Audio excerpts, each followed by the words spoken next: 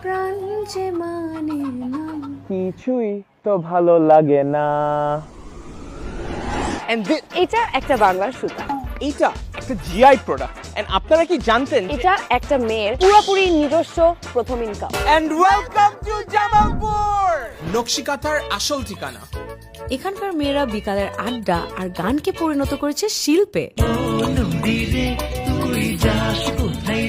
হাতে সুই সুতা আর সামনে কয়েকটা পুরানো কাপড়, আর তাতেই জন্ম নেয় ভালোবাসায় বোনা কাঁথা। কখনো 3টা, কখনো 5টা পুরনো শাড়ি বা লুঙ্গি একসাথে সেলাই করে বানানো হয় ঐতিহ্যবাহী নকশি কাঁথা, যা পরিবারকে রাখতো উষ্ণ। আর অনেক মেয়েদের স্বনির্ভর। আজ আমরা যেটাকে বলি আপসাইক্লিং, সেটাই তারা করতেন বহু বছর আগে। এন্ড বাই দ্য ওয়ে, এখানে কিন্তু কোনো কপি পেস্টিং এর সুযোগ নাই। প্রতিটা নকশি কাঁথা যেন এক একটা গল্প। যেটা কালি দিয়ে না, সুতায় লেখা। Bro, I love this. কি ভাই, এইবার তো ক্যাশ আনিলে ভাইয়া বিকাশ থাকতে ক্যাশ কেন? ডান।